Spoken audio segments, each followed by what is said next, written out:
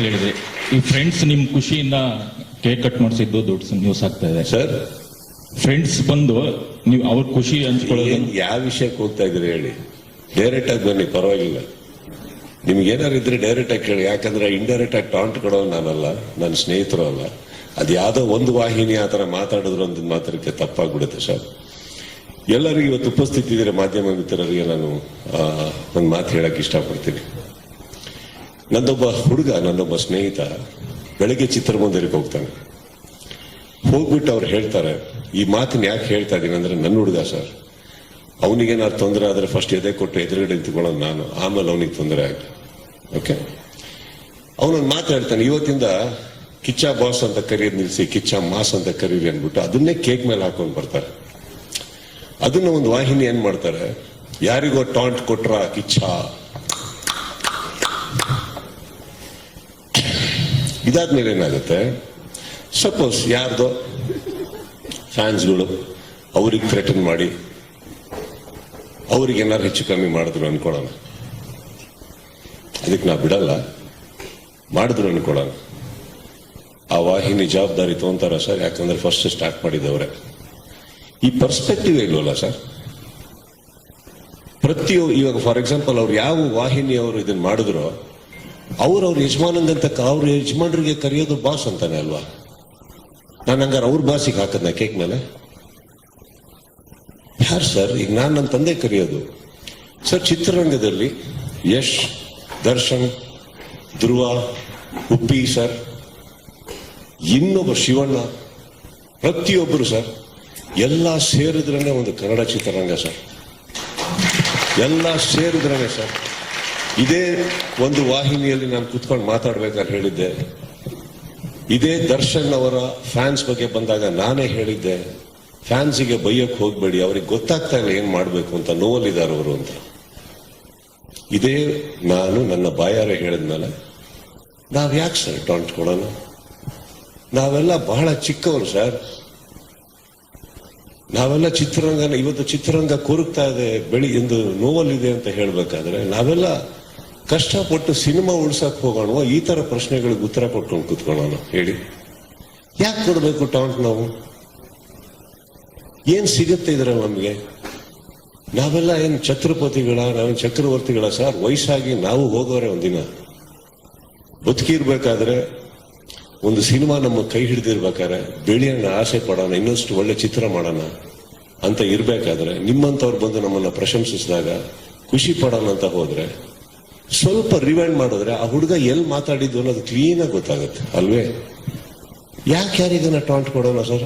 ಅವ್ರು ಯಾರಿಗೆ ಟಾಂಟ್ ಕೊಡ್ತಾ ಇದೀವೋ ಅವರು ನನ್ನ ಸಹೋದರ ತರ ಇದ್ದವರು ಸರ್. ಅವರು ಪ್ರತಿಯೊಬ್ಬರು, ಇವಾಗ ಫಾರ್ ಎಕ್ಸಾಂಪಲ್ ಆ ವಾಹಿನಿಯಲ್ಲಿ ಒಂದು ಕಲಾವಿದರ ಹೆಸರು ತಗೊಂಡು ಟಾಂಟ್ ಅಂತ ಹೇಳಿದ್ರು. ಯಾಕೆ ಸರ್? ಈಗ ಯಶ್ಗೆ ಯಶ್ ಬಾಸ್ ಅಂತ ಕರೆಯಲ್ವಾ? ಧ್ರುವಂಗೆ ಧ್ರುವ ಬಾಸ್ ಅಂತ ಕರೆಯಲ್ವಾ? ಶಿವಣ್ಣ ಬಾಸ್ ಅಂತ ಅನ್ನಲ್ವಾ? ಎಲ್ಲರಿಗೂ ಅವರವ್ರ ಫ್ಯಾನ್ಸ್ಗಳು ಹಾಗೆ ಕರೀತಾರೆ. ಉಪ್ಪಿ ಬಾಸ್ ಅನ್ನಲ್ವಾ? ಹೇಳಿ, ವೈ? ನನಗೂ ದರ್ಶನ್ಗೂ ಏನಿಲ್ಲ ಸರ್.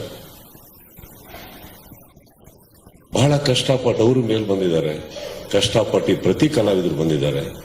ಚಿತ್ರರಂಗ, ಕನ್ನಡ ಚಿತ್ರರಂಗ ಇವತ್ತು ತುಂಬಾ ತುಂಬಾ ತುಂಬಾ ನೋವಲ್ಲಿದೆ. ಅದು ಬೆಳಿಬೇಕು ಅಂದ್ರೆ ಇದು ಬೇಡ ನಮ್ಮ ಇಂಡಸ್ಟ್ರಿಯಲ್ಲಿ. ನಮ್ಮಲ್ಲಿ ಇಲ್ಲ ಸರ್ ಇದು. ಆಕ್ಚುಲಿ ನನ್ನ ಫ್ಯಾನ್ಸ್ ಕೂಡ ಹೋಗಿ ಎಲ್ಲಾ ಹೀರೋಗಳು ಸಿನಿಮಾ ನೋಡ್ತಾರೆ ಸರ್. ಅವ್ರ ಫ್ಯಾನ್ಸ್ಗಳು ಬಂದು ನಮ್ಮ ಸಿನಿಮಾ ನೋಡ್ತಾರೆ ಸರ್. ಈ ವಾತಾವರಣ ಬೆಳಿಬೇಕಾದ್ರೆ ಏನಾಗುತ್ತೆ, ಆಲ್ರೆಡಿ ಆನ್ಲೈನ್ ಅಲ್ಲಿ ನಡೀತಾ ಇರ್ಬೇಕಾದ್ರೆ ಇದನ್ನ ಯಾರೋ ಒಬ್ರು ಈ ತರ ಒಂದು ಪರ್ಸ್ಪೆಕ್ಟಿವ್ ಕೊಡೋದೇ ರಾಂಗ್ ಅಲ್ಲ ಸರ್? ಹೇಳಿ, ಈ ಕೆಟ್ಟ ಅಹಂಕಾರ ನಮ್ಮಲ್ಲಿ ಇದೆ ಅಂತ ನೀವು ಅನ್ಕೊಂಡಿರೋದೇ ತಪ್ಪಲ್ವಾ?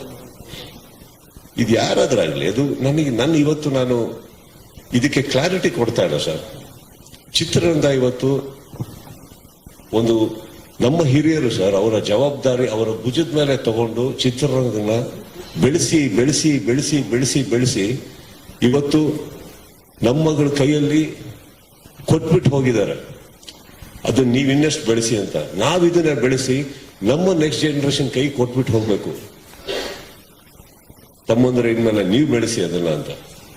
ಇದೊಂದು ಕುಟುಂಬ ಇದೊಂದು ಸಂಪ್ರದಾಯ ಸರ್. ಇಲ್ಲಿ ನಮಗೆ ನಾನು ಕರೆಯೋದು ಬಾಸ್ ಅಂತ ನನ್ನ ತಂದೆಗೆ ಸರ್. ಅವಾಗ ನಾನೇನ್ ಹೇಳ್ಬೇಕಿತ್ತು, ನನ್ನ ತಂದೆಗೆ ಹೇಳ್ತಾ ಇದೆಯಾ ಅಂತ ಕೇಳಬೇಕಿತ್ತು. ಬಟ್ ಗೊತ್ತಿಲ್ಲ ಸರ್, ನನ್ನ ಆ ಹುಡುಗಂದು ಮನಸ್ಸು ನನಗೆ ಗೊತ್ತು, ಆ ಥರ ಮನಸ್ಸಲ್ಲ. ಆ ಪರ್ಸ್ಪೆಕ್ಟಿವ್ ಕೊಟ್ಟಂತ ಆ ವಾಹಿನಿಗೂ ನಾನು ಕೇಳ್ಕೊಳ್ಳೋದು ಇಷ್ಟನೇ. ನಾವು ನೀವು ಡೈಲಿ ಮುಖ ನೋಡ್ಕೋತಾ ಇರ್ಬೇಕಾಗತ್ತೆ, ಪ್ರೀತಿಯಿಂದ ಮಾತಾಡ್ತಾ ಇರ್ಬೇಕಾಗತ್ತೆ.